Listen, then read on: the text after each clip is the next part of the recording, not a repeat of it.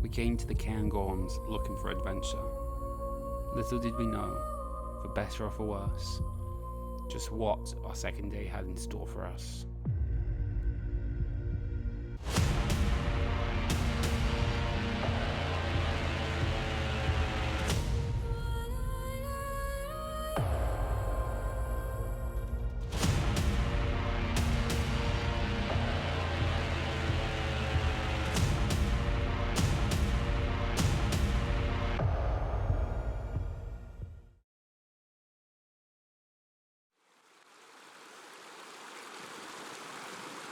On the second day of our adventure, we woke up to the sound of running water.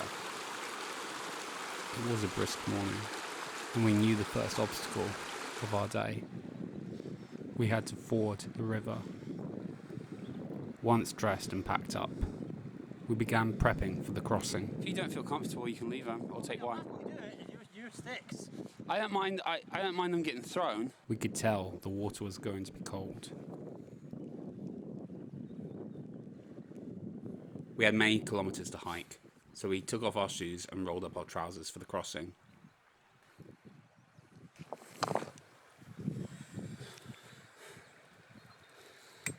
Hobbits! Hayden was going first. You don't want to get your other two pairs wet, do you? No. Is that? Best there.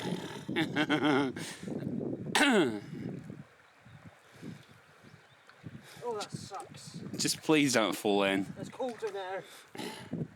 Than it was yesterday. Is that? Maybe it's just you're feeling it more because you're.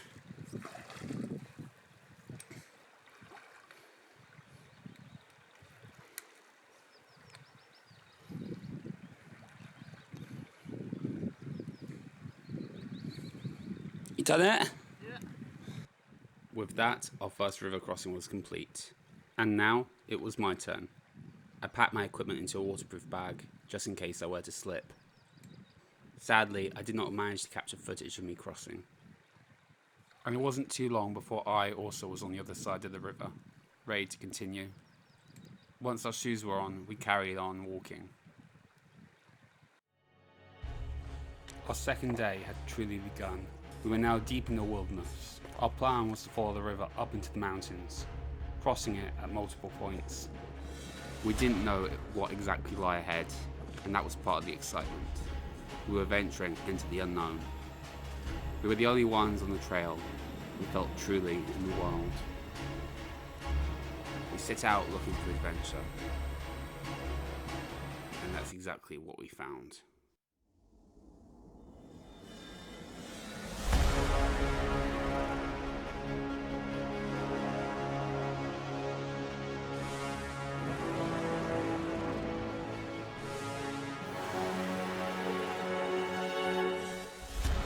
With a backdrop straight out of a fantasy novel, this wasn't just a walk anymore. We were venturing into the mountains, fording rivers. This is what we came for. But this was just the beginning. After crossing, we dried our feet and got ready to move on, but the next stretch of river was never far away. Around the corner was another river, at which we had to stop progress, take off our boots, cross, and then get our boots back on. And this was the same at the next river, and the next, and the next. As much as we were enjoying ourselves, it was significantly slowing down our progress that day. This carried on for so long that filming took a back seat. We lost count of the number of rivers we forded that day. At the time, it seemed like endless crossings, one after the other. This carried on for so long that we didn't even realise that around us, the scenery was changing. We were moving from valleys and forests to more and more open terrain as we followed the river up into the mountains. And before long, we were surrounded by open plains.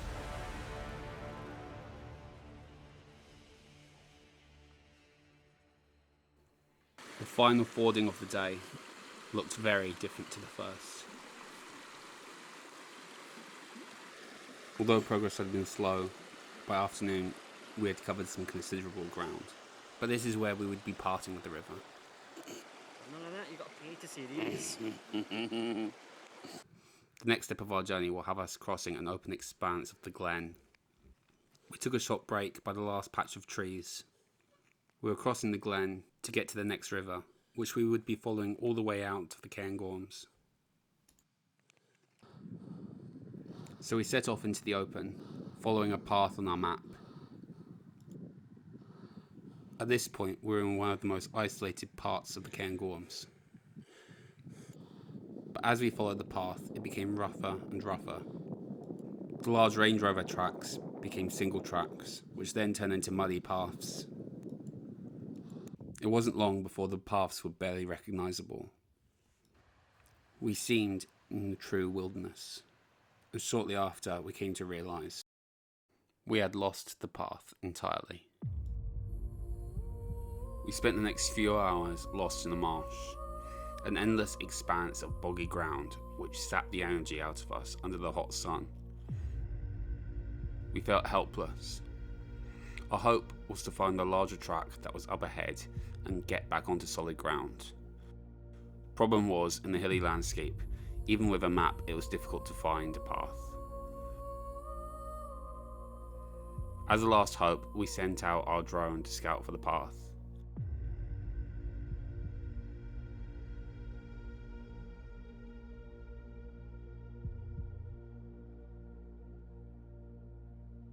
And in this vast landscape, it was like finding a needle in a haystack, with some of the paths so small they could easily be overlooked.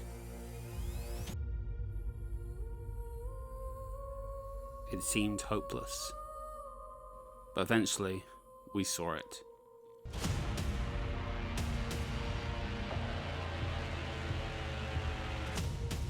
The track.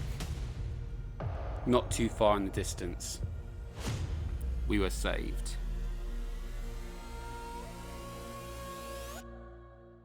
Once back on solid ground, we felt an enormous sense of relief. We were safe, but severely behind schedule. We moved quickly and didn't continue filming till later.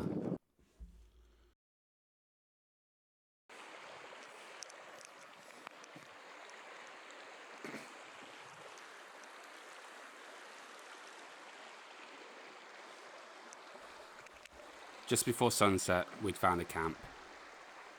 We set up our tent by this river, glad to finally be resting at the end of a hard day. The spot seemed so tranquil. It's moments like this that we realised just how lucky we were to be able to be here. Once the sun dropped below the horizon, the temperatures dropped too. So we made ourselves a hot meal and a good cup of tea,